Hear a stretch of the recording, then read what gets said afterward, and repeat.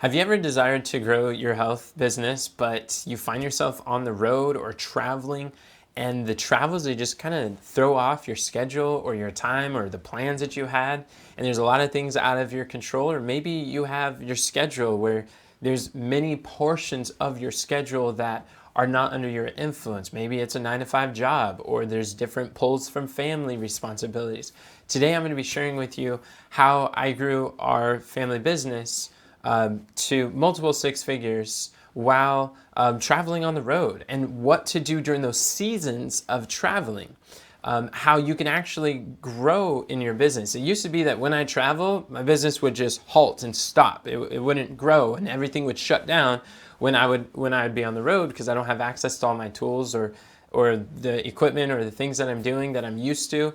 And then I learned these 4 secrets to be able to actually have my business grow even when I travel than before. So I'm going to be sharing with you these 4 ways that have been tremendously valuable for me in our family business, and what I've learned through this experience. I work with a lot of health educators, naturopathic doctors, holistic health coaches, authors, speakers. And the reasons why we travel are very different. Sometimes it's our job that has us flying here and there. Other times you're going to speaking engagements, and these speaking engagements have you at different events, and that also throws off your schedule. Maybe it's going on vacation or to a family reunion. Whatever the case is, what I hear often is that when I come back, then I will build my business. Or that I'm just waiting for a dull moment, or I'm waiting for a convenient season, a convenient time, then I will be able to focus on my business, whether it's craft a signature speech, or whether it's to book calls, do my health presentations, or do consultations with clients. And you know, this is very similar to what was shared in the book of Acts chapter 24 and verse 25. Paul, the apostle, was just sharing the gospel with Felix, and the governor, he heard the message, and he's like, come back when I have a convenient season, I will call for thee. And that convenient season never came.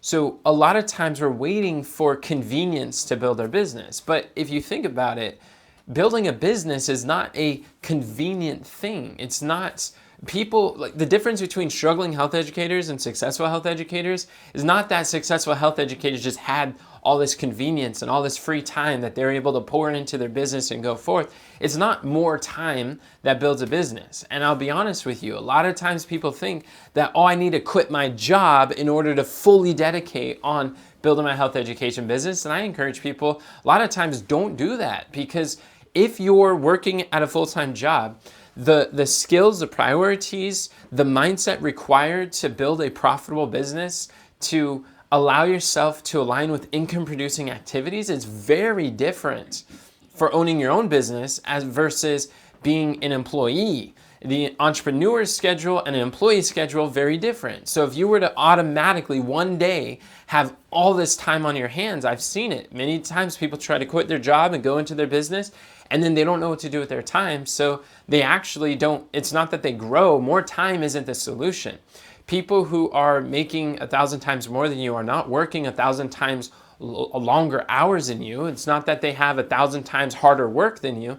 It's just they're learning how to prioritize 1,000 times more leverage. The key to getting ahead financially and moving your mission forward, getting your message out, is not working harder or longer. It's by working higher, in a higher form of leverage. So I'm going to be sharing with you some of these mindsets that you can leverage to be able to go further faster. And it's not by having more hours. See, the first thing that's really important to understand is that convenience is a choice. So often we're waiting for a convenient time, but in reality, every fact of life and every situation that we find ourselves, there's things that are both inconvenient about being home, and there's things that are inconvenient about being on the road. But the flip side is also true, that there are things about being home or in our work environment that is inconvenient, and there's things being on the road that is very convenient. So what do I mean by that?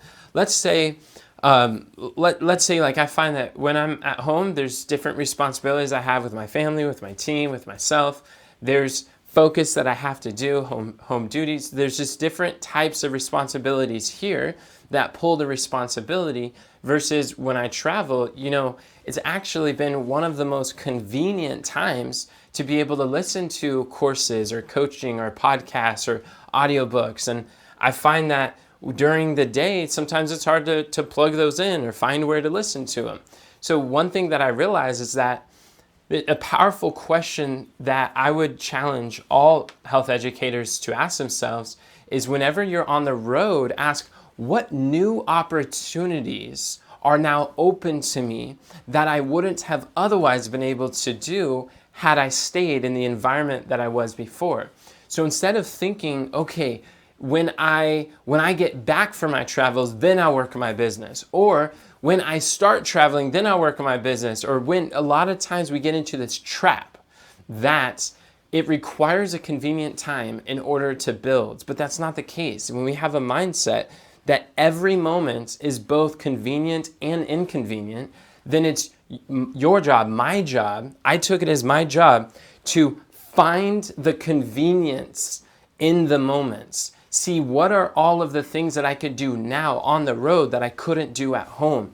Like, for instance, I want to be able to interview health educators. I want to be able to interview experts or industry leaders. So when I'm on the road, let's say I'm speaking at an event, there's other speakers there. There's other people attending. There's other people speaking. So there's an opportunity for me to be able to sit down and do interviews in person that would have been a lot less likely having to fly them out into town, which we did that too. In our local health meetings, we'd bring people from out of town and have them speak at the events.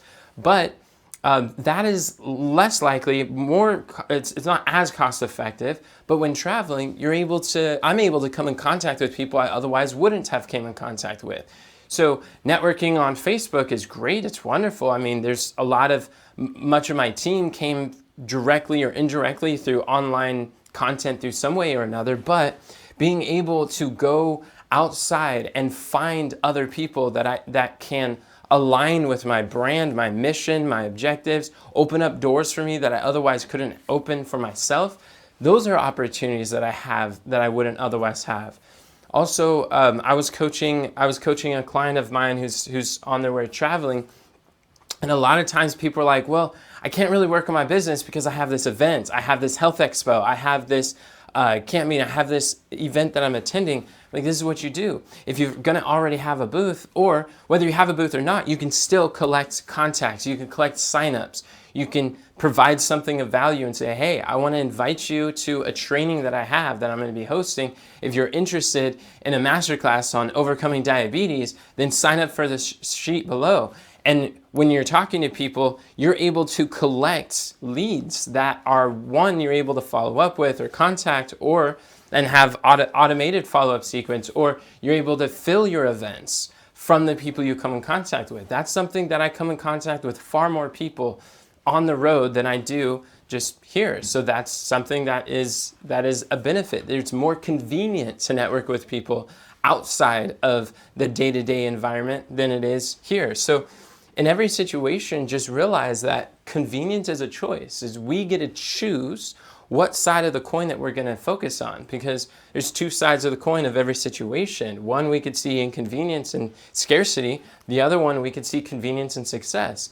And we get to choose what we focus on in that moment. So instead of thinking of, and this is an act of like my own mind that I have to train my brain. It's very easy to make excuses of why I can't.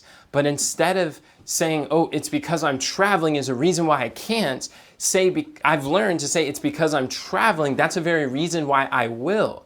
Because I'm looking at what are the opportunities that open up from being on the road and traveling and doing different things that I didn't have if I was staying put in my regular schedule or regular place. And so we're looking for the convenience in the situation.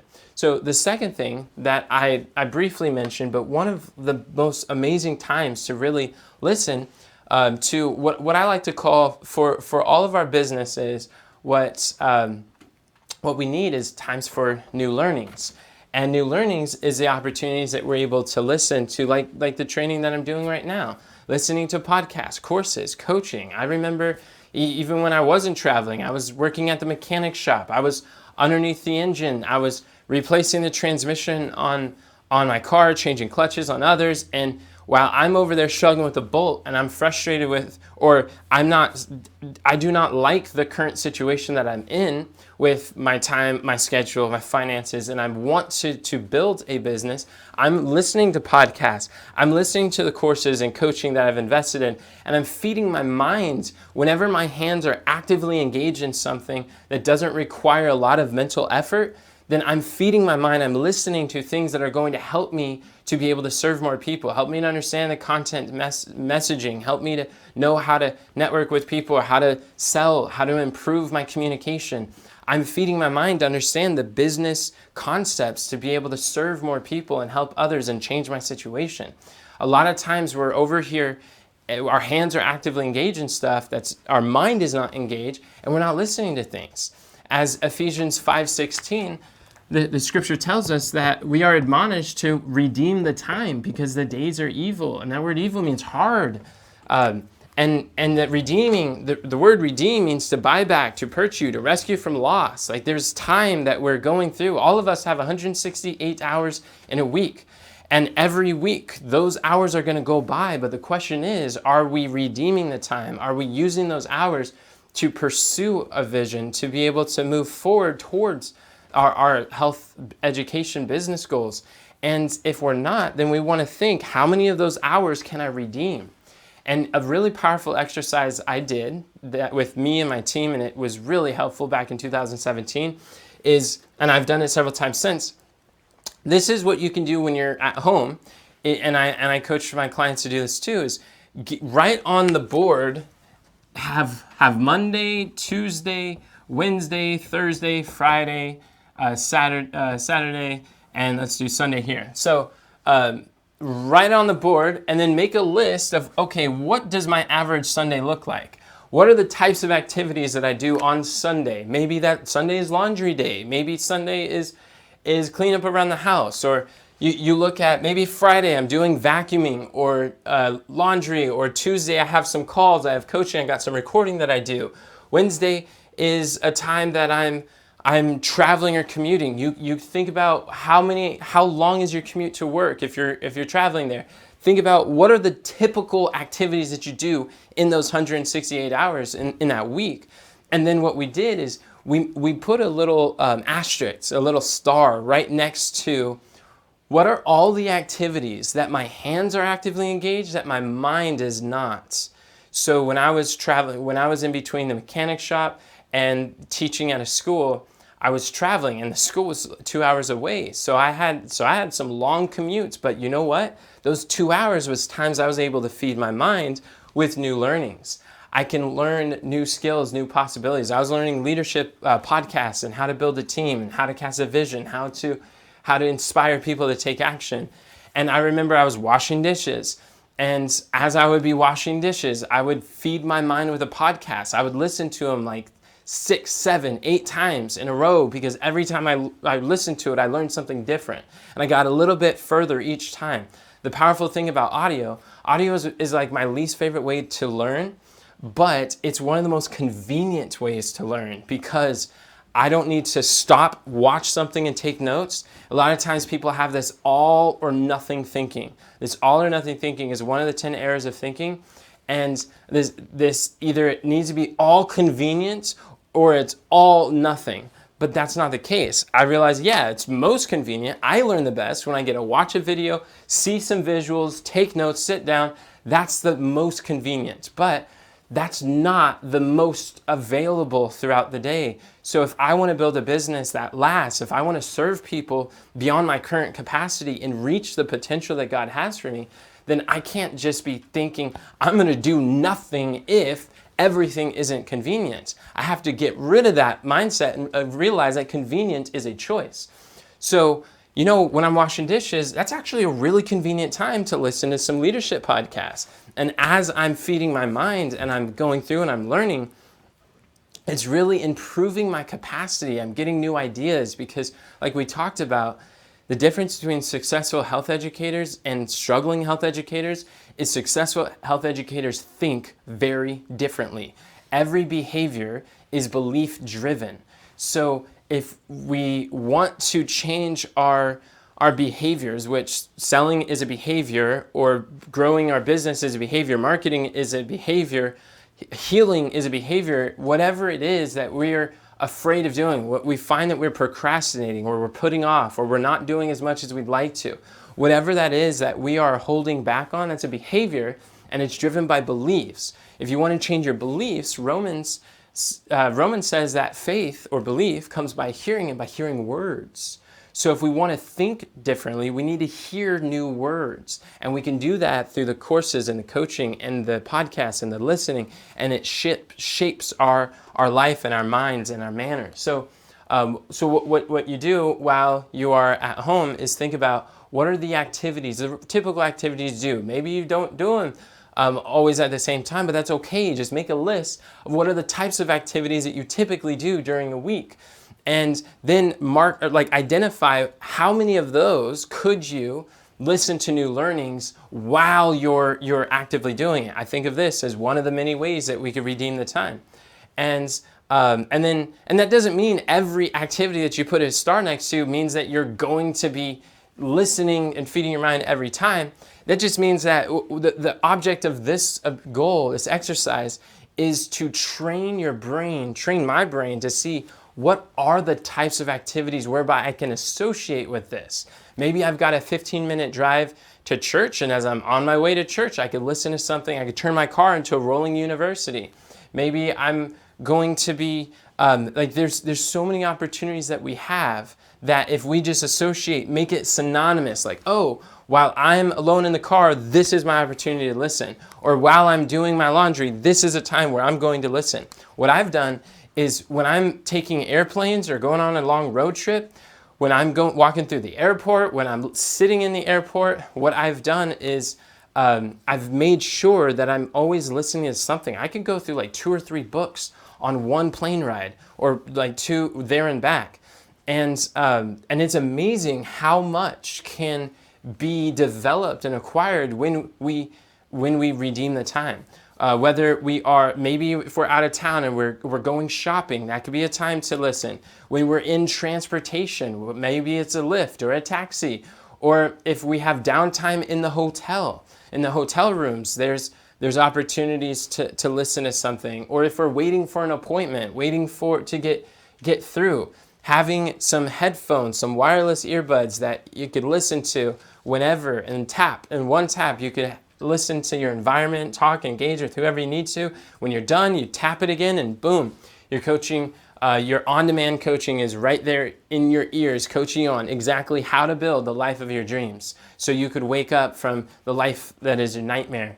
And so these are the things that were really helpful for me. And I paid $1,000 to get access to this course. It was called Booked and Paid to Speak. And I learned a lot from that course. It was really powerful, from Grant Baldwin. And he is a millionaire speaker mentor of mine. And in that training, one modular section was how it was talking about like road warrior status, and basically how to grow your speaking business on the road. And one of the biggest takeaways that I got from that was to have a travel checklist. And the checklist saves so much time and energy, where instead of thinking, oh, what is all the stuff that I need to gather up and take with me, I just created a Notion database, and I just made a list of, okay, what are the things that I will need on the road? And there's slightly different things that if I'm driving on a driving trip versus if I'm on a flying trip versus if I'm going to a convention versus I'm going through a church function that may be across country, but by having that travel checklist, I'm able to click one button, everything resets, and when it's time to pack my stuff, I'm like, okay, got it. And there is zero time thinking about, oh, what else do I need? It's already, you make the decision once and it's done forever.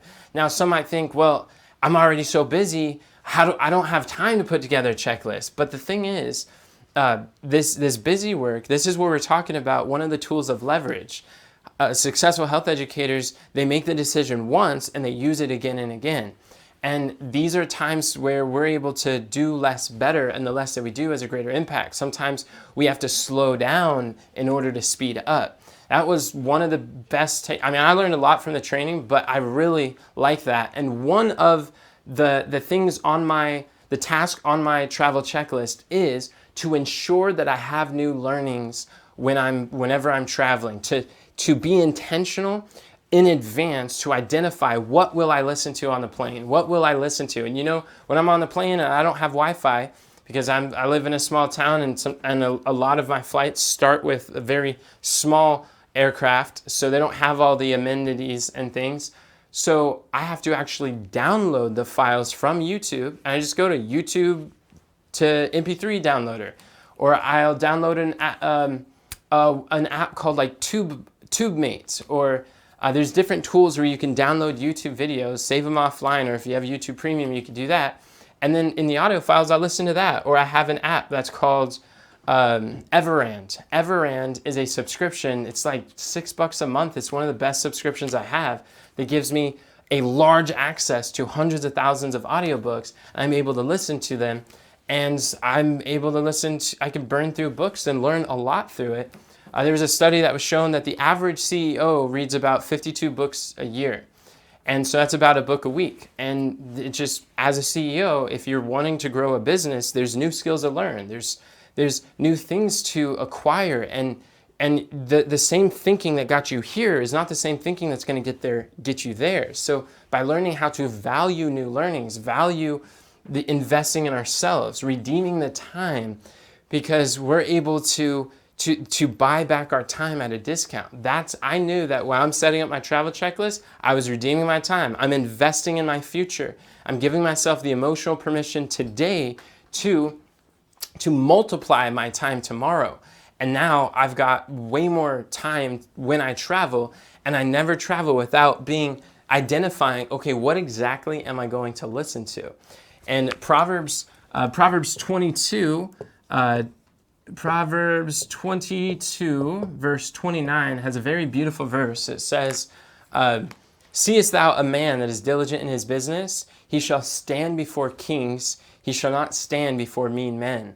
Sometimes, this is so powerful, because that word mean men means average men. These are mediocre, the mediocre majority. If you want to be able to stand before kings, which often those who stood before kings were the educators, the counselor of kings. If you want to be able to influence highly influential people, imagine being a health counselor to leaders, business owners, multimillionaires, people who have influence, that as you're able to influence them, they're able to influence a mass of people as well. Then we have to be diligent in our business. It's this level of diligence that in our business that God is looking for. Daniel was diligent in his business. He took opportunities that he can learn and acquire. Joseph was diligent in his business. Whatever stage or phase of life that we're in, health educators who are diligent in their business are not saying, when I insert some time in the future, then I will work on my business. They're looking at every stage and season of life as a convenient time to work in our business. The convenience just looks differently. There's different types of activities that we're able to look at. There's different types of diligence that we're able to pursue in those moments. Sometimes it's diligent by listening. Sometimes it's diligent by speaking. Sometimes it's diligent by recording.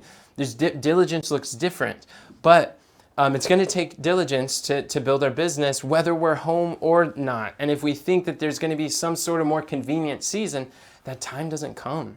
So instead of making excuses, I learned that I can either make excuses or I can make results, but I can't do both at the same time. And I chose to make results because I realized that there's a lot of hurting people out there who are sick, who are confused, who are getting misinformed, misdirected. And if I don't choose to to see the convenience in every situation. If I delay longer, if I wait and hold back my gifts, my abilities, then there's going to be people going to early graves. There's going to be people who are sick, hurting, in pain every day, that I'm able to alleviate that suffering just by being able to get my health message out to them. So I couldn't wait. There's a sense of urgency. And that urgency is something we can cultivate. In fact, one of the podcasts I listened to by Craig Rochelle was talking about how to create a culture of urgency, one with ourselves and then eventually with our team. And so what we're talking about is these new learnings are really profound, and the part of the way that you can find new learnings at home is through this exercise. But there's a modified version while you're on the road. You can also think about what are the types of activities that you will do when you're traveling. And just think through it. Imagine yourself traveling from point A to point B. If I'm like on a road trip, I'll think, well, there's times where I am in the car. There's long drives. I could listen to things. Maybe there are times where I'm going to go on a walk to stretch my legs. Maybe there's times where I'm going to go check out a national park because I love stopping at national and state parks as I travel on the road. Or maybe I'm flying and there's a layover. Maybe I'm flying and I'm in the air. Or maybe I'm in the cab or with a Uber. Or if I'm checking in, or I am relaxing by the pool, just winding down. Or maybe there is times where I'm traveling from my hotel to a convention. I'm just thinking through, when are different times? Some conventions have very long hallways. Maybe there's times where I'm walking from one meeting to the next, and there's like a 10-minute walk. So there's several opportunities that I have to be able to listen, and doesn't mean I'm going to take every single one where I'm constantly listening. If that's what you got from this, you missed my point. The point is to think through, what are the activities that you're going to do when you're on the road? Where are you traveling? Where are you going? What will it take to get there? Allow yourself to imagine point by point what it could look like, and then star it. Write them down and star the activities where you can associate with new learnings. And you can do that on the road. You can do that at home. They work really well. So the third thing that we can do that makes a huge difference is to be intentional. A lot of health educators struggle to grow their business, not because of a lack of skill, not because of a lack of ability, not because of a lack of desire, but it's a lack of intention. And one thing that I learned that Jesus taught in Luke 14, I believe it's verse 28. In Luke 14:28, Jesus said, "For which of you, intending to build a tower, sitteth not down first and counteth the cost, whether he has sufficient to finish it?" So we're all seeking to build a tower. Think about if we're intending. That word intending is intention. Jesus desires us to cultivate intention. And we may not be building a physical building, but we're building a business. We're building a beacon, a lighthouse, to be a light in the darkness, to help people, ideal clients who are lost at sea, to be able to come and they can see your tower. That is your business, your brands, your books, your courses, your coaching, your frameworks. You're building something. And Jesus is saying, look, if you're seeking to build, and if you have an intention, a dream, a desire, a vision, then you have to sit down first and count the cost. And what are you counting? When you're counting the cost, you're thinking about what are the materials that will be required? What is the time it will be required? Who does it involve? Who will I have to interact with in order to make this happen? You're counting the cost. You're thinking this through. One thing I learned from Brendan Burchard, which was very insightful, is he shared that every day he does this the night before. The night before, he's imagining. He'll take time to actually imagine himself in the next day. And he has his calendar out. He's imagining, what is the intention I want to set for that moment, for that meeting? What is the intention I want to set for this block of time that I'm going to be working through? And just and he's a very high performer. He has High Performance Academy. He trains people. He's trained people how to monetize their knowledge and became multimillionaires with their message. And one of the things that I've realized is that successful health educators, they invest time in planning, in being intentional. Where struggling health educators, they go from one urgent crisis to the next, and they're so busy, so overwhelmed, they never feel like they have time to sit down and think, or to sit down and actually imagine and process through what their intentions are for the day, let alone a trip. So one thing that I learned is I was listening to Brendon Burchard, I'm like, I could do that. So if I'm going to go on the road, if I'm going to be traveling, then I'm going to imagine through what are the conversations. If there's some people I know that are going to be at the event, so I'm like, okay, and I asked the question I told you before, what opportunities are open to me with that speaker, with that industry leader, or with that client or person? And I'm thinking through, how could I be intentional with my conversations?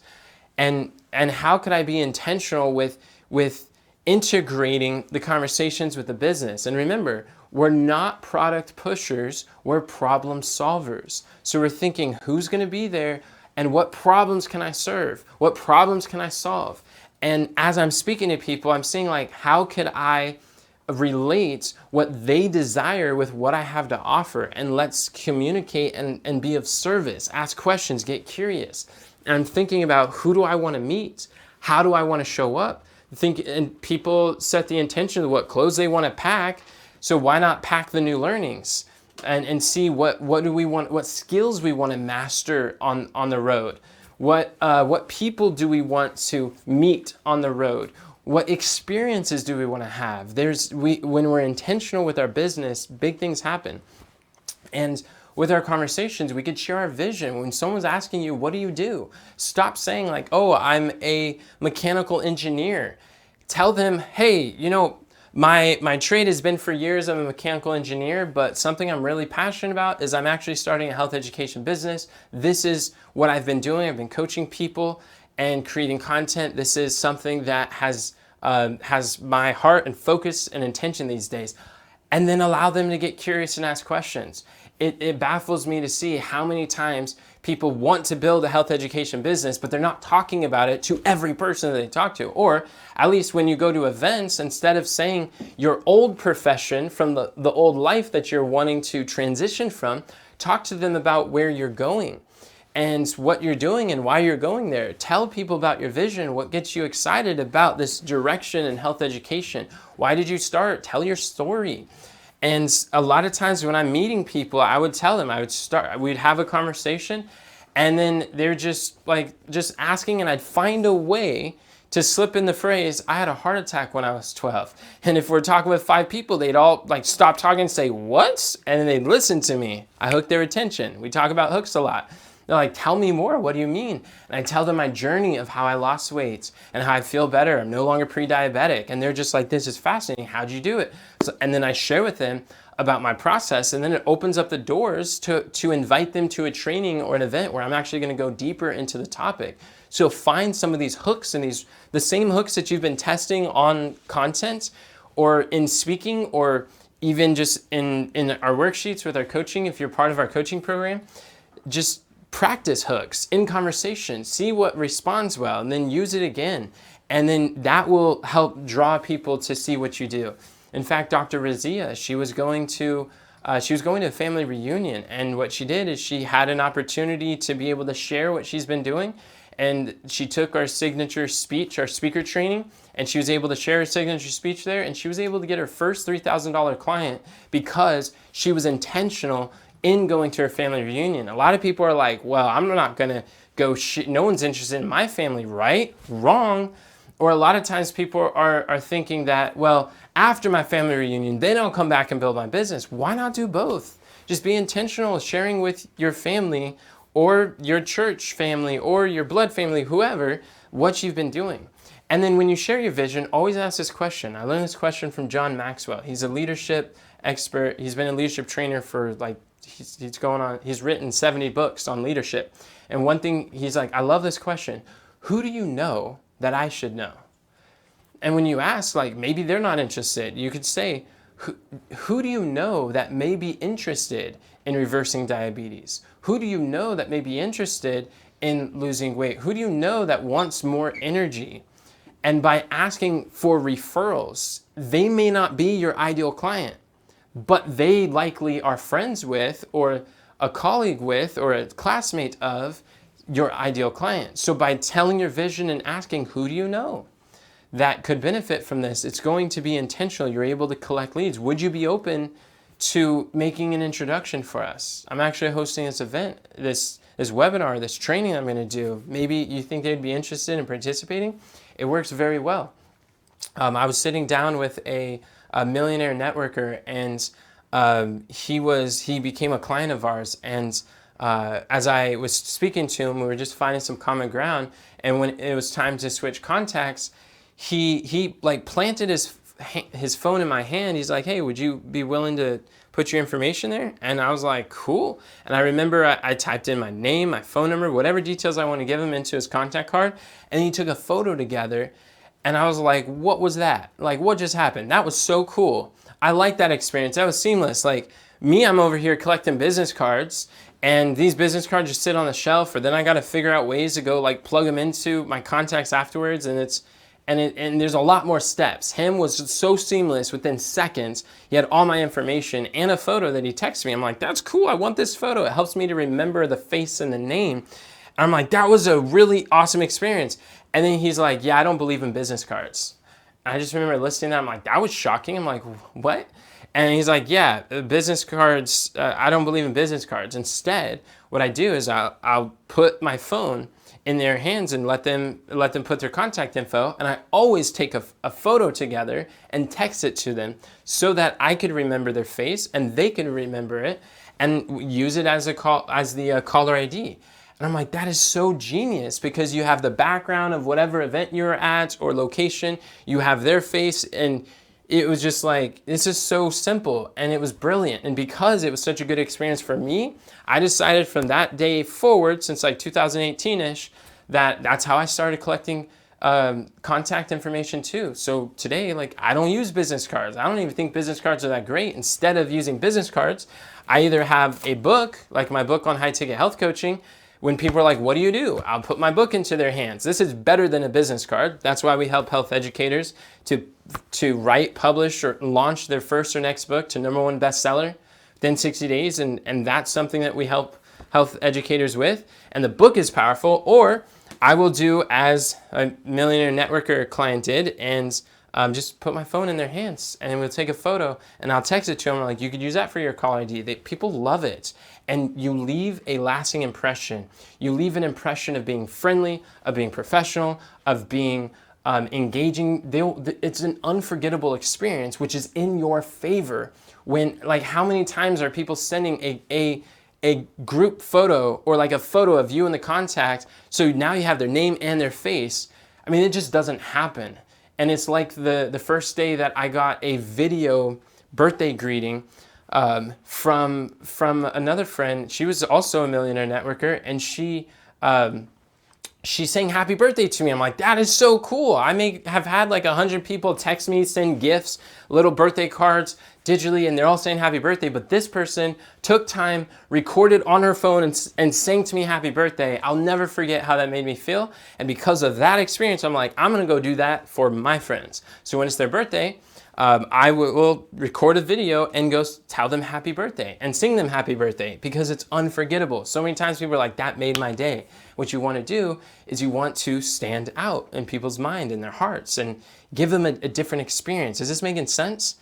So there's a lot of ways that we can, like, type yes in the chat if this is making sense for you, if you feel like you're learning something, and if you're getting value from this so far. So not only being intentional with your activities, be intentional with your conversations, but also be intentional with your speaking topics. It's fascinating to me how, like, when I first started, my first 300 talks were the same. I mean, they were always different, and they never repeated the same thing. But then I learned the power of a signature speech, and about speaking about topics that intentionally educate people closer to a sale or what I do. And there's a lot of health educators who have speaking engagements, speaking talks, and what happens is they're scattered in their effort, they're scattered in their attention. And while you might have 50 different topics or skills that you can serve people, or problems you can solve for them, but only a handful of them may be related to your coaching or your courses or your your products that you want to cover, your programs. So instead of just talking about everything under the sun, start practicing your signature speech. And this is huge because like Regine, a client of mine, she helps mothers flatten their mommy tummy, and she just started a coaching program. She was selling a $200 course, and I was like, well, let's create a $3,000 program, and so we more than 10x'd her price. And she was able to get her third client for $3,000 because she was going to speak at a church. And she could easily say, well, I'm speaking at a church, so I'm going to talk about something totally different for my signature speech. But instead, she understood from my coaching that what I'm going to do is I'm not going to talk about the offer and the price and the program. I'm just going to talk about the stories and the concepts that is in my signature speech. So when I got 30 minutes to share at church, she just had a 30-minute version of her signature speech. And she invited people to attend her masterclass that she's going to do during the week. And people joined, and one of the people who joined ended up buying her $3,000 program, became her third client. And what we see is that your signature speech is very much like a slinky, where it's not just a set of slides. It's not a 90-minute talk or a 60-minute talk. It could fit whether you have a 3-day seminar, whether you have a 90-minute talk, whether you have 13-minute video or 3-minute conversation in person. Your signature speech can stretch or shrink according to the time that's allotted or whatever the context is of where you're speaking. So I had another client that was speaking, it was going on a speaking tour, going from place to place to place. He wants to sell this, but he's talking about something vastly different in each place he goes. So what we did is I talked with him, I'm like, hey, if you're seeking to grow your business, do you think it would be a good idea if you could pick whatever topic you're going to speak about? Why not speak about the topic that's directly related to your business and what your offer is? It's like a light bulb went on. He's like, I could do that. So now as he travels to speak at different places, he's more intentional with his speaking engagements. Now from stage, you're able to book people to your automated webinars. You're able to book people to your event consultation calls. You're able to create more content that really has a compound effect in the marketplace. As any time that you record, it's like these little mini salespeople going out into the world that never sleep 24/7, that are always available.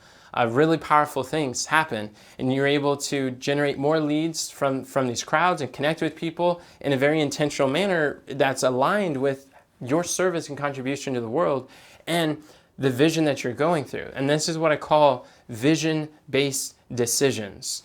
When you're deciding what to speak about, when you're deciding what event to go to, when you're deciding who to speak to, ask yourself, does that decision align with my vision? And if it doesn't, then sometimes it's about learning to say no to some speaking engagements or some events or some travels that don't really align with the vision of who I am, where I want to go, who I want to serve, or what I want to do. And I'm not saying like never take a vacation, because even vacations can still align with who you want to be. But one thing that I learned when I was in my early 20s that helped me make $10,000 a month is there's another young man. He was in his mid-20s and he just became a millionaire as a health educator. And one thing that he told me was that he was saying that in order for him to get where he was, he had to answer the question, what are you willing to sacrifice now so you could do more abundantly in the future? What are you willing to stop doing today so you can do more abundantly in the future? A lot of kids in their 20s, they're out there like partying, drinking, hanging out with friends, getting focused on a lot of relationships and just all these different things. But like when I'm in my 20s, I was feeding my mind with marketing, investing in coaching programs, going to seminars, speaking at seminars. I was surrounding myself with millionaire mentors who understand how to serve people in the health education space. And I was serving clients. I was showing up to meetings, and I was being in integrity with the promises that I made in the marketplace and creating content. And I didn't feel like I lost my youth. I enjoyed my youth. I redeemed that time, and I enjoyed every moment of it. But a lot of times, the reason why, if we want to be able to do that most people can't, we have to be willing to decide what most people won't. And in order to build our business, even while we're traveling, or when we're not traveling, we have to make decisions differently. We have to think, if I want to be a high income health educator, then in my book on high ticket health coaching, I have a whole chapter. It's like, think like a high income health expert. How does a high income health educator think? How does a high income health educator decide when they travel on the road, when they are met with inconvenient times? And then make that decision in alignment with your future self of where you want to go, your vision. This is vision-based decisions. And by being intentional with where do you want to go, you sit down, count the cost. It makes such a profound difference. And a lot of times when people travel, I was just coaching someone on a call, and we have a tendency to think, well, what's the worst that could happen? When we're traveling, we think about everything that can go wrong. And as we think about all these inconveniences that makes us dread building our business, or think that we can't, or beat ourselves up like, oh, I'm not doing what I feel like I should. You don't have to think that. Instead of asking like, what's everything that can go wrong, or what's the worst that can happen, start asking, what's the best that can happen? What would be the most ideal situation? And allow yourself to imagine point by point, different days of the week while you're traveling. Say, what's the best that could happen for Tuesday? What's the best that can happen for Wednesday, for Thursday when I fly back, for Friday when I'm showing up at the airport, or when I'm coming back home? Stop thinking what's the worst and planning for that. Start planning for the best and go create that. Go create that vision and go work backwards to see, okay, what do I need to think? What do I need to listen to? What do I need to do in order for that best case scenario to happen? Some of my most watched videos have been because I've been able to interview people on the road, and while I have access to them here, like the best case scenario, I can find a quiet place, invite them to be interviewed, go speak to them, and then opportunities open up. I get on their radar, I get to borrow their audience, they get to serve my audience gets access to people they otherwise wouldn't have. Big things happen when we think, what's the best that could happen? And we start being intentional with our decisions to make it happen. Is this making sense? Like, type ideal in the chat if you're, or vision in the chat, if you're starting to see this ideal vision of what this could look like. So imagining your days in advance is really powerful. Now the fourth thing that I find is really helpful is while we're on the road, we think that we can't record content or have consultation calls or whatever the case is. But I would submit to you, it's actually the opposite. The fourth is record on the road. On the road is one of the most convenient times to record. It's one of the best ideal times to record. I'll tell you why. Because whenever you are creating content, people love stories, people love travels, people love, there's entire categories of travel vlogs and of like influencers that they blog and they vlog, they record videos about where they're going. I'm not saying you need to be a vlogger, but when you're telling a story, when you're going somewhere, when even if it's for work, or it doesn't matter why or where you're going, but if you just express what you're doing and how you're doing it and why it matters, these videos, people want to follow your journey. People want to learn from you, and you can invite them to places that they would have never gone themselves, and explore insights about your destination that they've never seen. So there's a man, his name was Tim Shields, and he's a photographer. He teaches people how to do photography. So he got this idea. He was the first person to do a live webinar from the Grand Canyon. And he used Starlink to live stream live at the Grand Canyon, and he had this beautiful background, and he was able to make millions of dollars. He recorded it once, it was live, and then he automated it, and he sold his photography courses, these on-demand courses, maybe like $300 courses, and he made millions of dollars doing that. And he realized, wow, videos with a awesome background or a nature background or a different place, different than I'm in a recording studio and I got a whiteboard. There's convenience of a whiteboard, sure, but there's a massive convenience and opportunity of the Grand Canyon being behind me, right? And if I was over here on top of Half Dome over in Yosemite, and if I'm 18,000 feet above sea level and I'm also having this conversation, you would have 18,000 different reasons to tune in to the video, right? And this is what we have to realize, is that props equal profit. One thing that I learned is I invested $17,000 for this coaching program that was teaching about Facebook ads and about capturing attention. And I really appreciate that training. One of the lessons that I learned was that props equal profit. If you want to capture people's attention, use a prop. That's why I shared with you with the Slinky that your signature speech can stretch or shrink depending on what you are, what the context is. But you can have different props, like even these cards that I'm taking and I'm going through, and I'm able to pull these off so that you could listen and pay attention. It helps engage the mind. It makes it better than if I'm just a talking head speaking to you, right? And one thing about props is props doesn't have to be a physical thing you hold with your hands. Your background can be a prop. If I recorded a video when I climbed Half Dome and I got to the top of Half Dome and I showed people the view of what Half Dome was like, and I shared with them this experience, and that video got tons of views because I was recording on the road. I was on this hiking trip. It doesn't mean I recorded every second, every moment of my vacation, but I was hanging out with my sister. I got on top. I'm like, this is such a cool experience. Let me share and invite my audience with me on this. And I shared with them, I know that many of you may never be able to see this in person, so allow me to show you what it looks like from above. And I showed down the Yosemite Valley and they could see all this beautiful scene.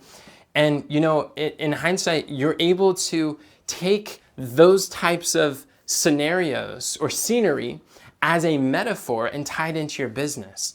You could say something like, I just traveled. I left before it was dark, and I traveled for, it was like, what was it, like 16 hours or 18 hours I was hiking, and saying like, sometimes healing from autoimmune disease can feel like you're climbing a mountain and it's an uphill battle. And you start to wonder, is it really worth it? But let me tell you today, as you've been able to see this scene and how beautiful it is, the view is worth it. And I asked so many people as they're coming down, I'm like, did you go to the top? They said, yes. I said, what was your favorite part? And almost everyone said the view. And you look at time after time, hundreds of people are climbing up this mountain, 18,000 feet. It might have been 8,000, but I know there's an 8 in there. And the people are doing that because it's worth it. And if all these people are able to climb to the top and back, that means you can too. You can recover from your autoimmune disease. You can recover, you can reach your health goals and experience that mountaintop experience. Wow, you may not ever climb to the top of Half Dome. You can climb this chronic sickness that you've faced yourself, that you've found. You can overcome. And you see how you're able to tie that in. And if you would like help overcoming your autoimmune disease, comment the word climb below, or comment the word overcome, and I'll invite you to a free masterclass that I'm hosting about autoimmune disease and mastery. And you could tie in these background sceneries with a metaphor, a persuasive point. You know, Jesus did this again and again. He was like, we use PowerPoint and slides a lot to give illustrations. Jesus, he was out on the mountainside and his power was in the point. He said, consider the lilies, how they toil not, as he would point at the lilies. So like there is so much power in the point when you're able to actually look at the background. Maybe it's a big city, maybe it's out in nature, maybe it's a beach, a mountainside, whatever it is, you can use that scenery to engage people in a way that you otherwise couldn't if you were at home in your recording environments. And we don't have to overthink the recording. You could literally use your phone. You don't need to go out and buy a bunch of expensive equipment to try to succeed. That's just really a lot of times another form of procrastination. Just by recording from your phone, recording from my phone, I'm able to capture a lot of people's attentions. And what you could do, and you could even use Skills Unlimited, our AI studio, we have metaphor makers. You could literally just punch in what stories that you went through and then tie it into a business point or persuasive point. You're able to tie in a lot of these different concepts, and you could find metaphors in your travels and journeys to bring it back to your message, your mission, your signature speech. It doesn't have to be disconnected. And one thing I found is that people really like to tune in. They like to listen. Um, and and one thing I've learned to be intentional about is take photos with people I meet, like I mentioned, but take photos with industry leaders. Take photos, like I saw that Daniel on here from Africa. He's got a photo with Dr. Barbara O'Neill's.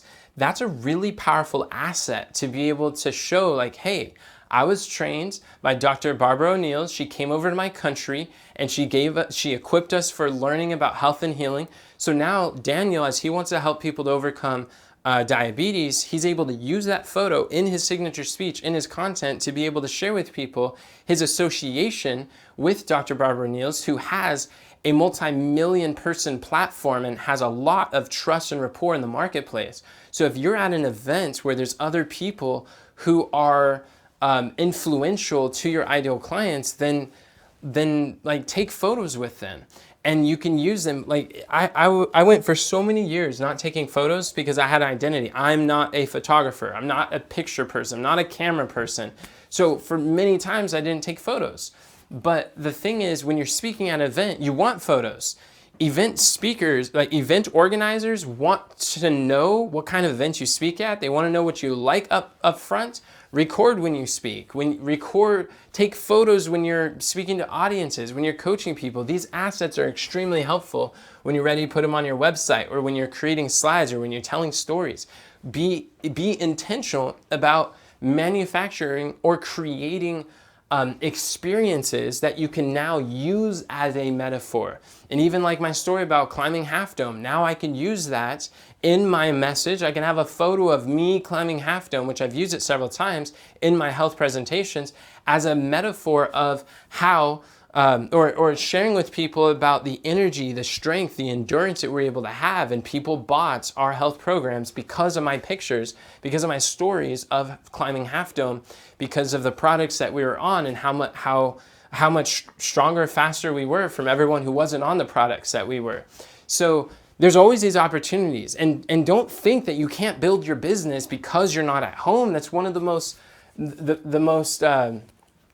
limiting things you can do. And really, one of the greatest perpetuators of poverty is the expectation of poverty. And what do I mean by that? If you look at scarcity, lack, not enough, inconvenience, if you're expecting inconvenience, you're going to find it. But you know how hard it would be for me to take a photo of me on top of Half Dome if I stayed in my living room or if I stayed in my office?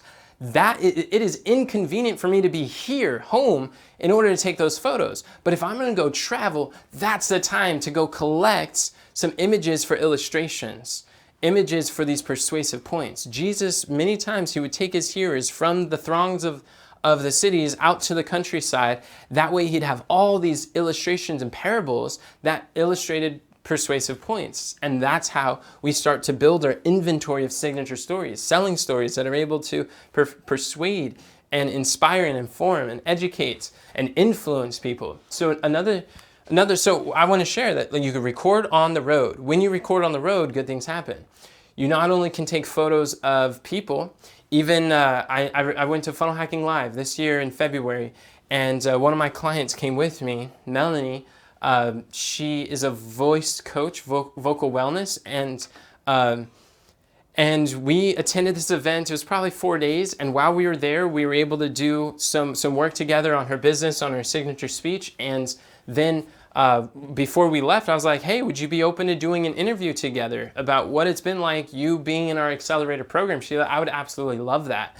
So we redeemed the time, we recorded on the road, and we just recorded with the phone and said, okay, let's talk. And she shared, like, I already felt like I was in alignment with Enoch before, but after spending 4 days with him and his team, I feel more aligned than ever before. Sometimes when you meet someone in person, it's a huge letdown to who they are on camera versus who they are in person. That was not the case with Enoch and his team. I feel like this was a great decision. I've been so glad to be a part of this accelerator program, and she invested in our highest level. And that type of interview is now an asset. You know how convenient that would have been to record while at home? It would be extremely inconvenient. But remember, convenience is a choice.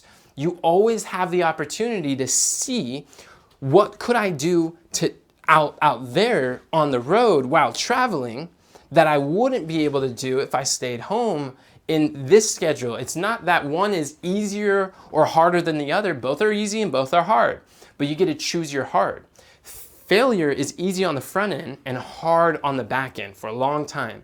Success is hard on the front end and easy on the back end. You get to choose your hard and choose your convenience.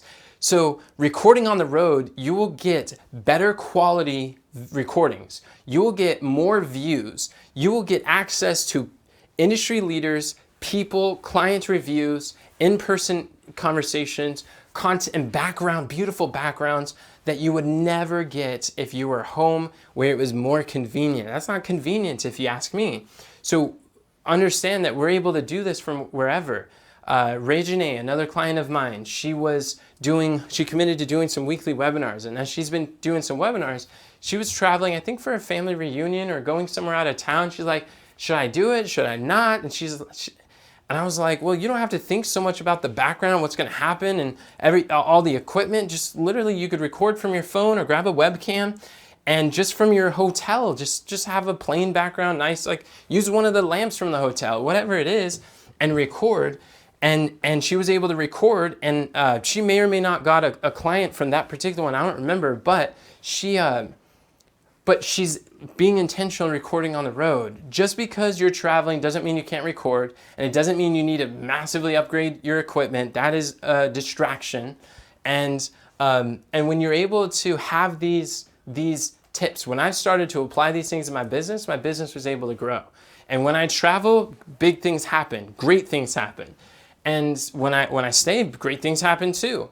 But you don't have to go 3 steps forward and 5 steps back. You're able to go 2 steps forward, then 3 steps forward, and then another 2 steps forward. Whether you're traveling, whether you're home, no matter where you roam, you'll be able to grow your business, serve people, educate yourself, and expand your influence, your income, your impact. And if you found this video to be helpful, what I do is every month I go live on the High Income Health Expert Challenge.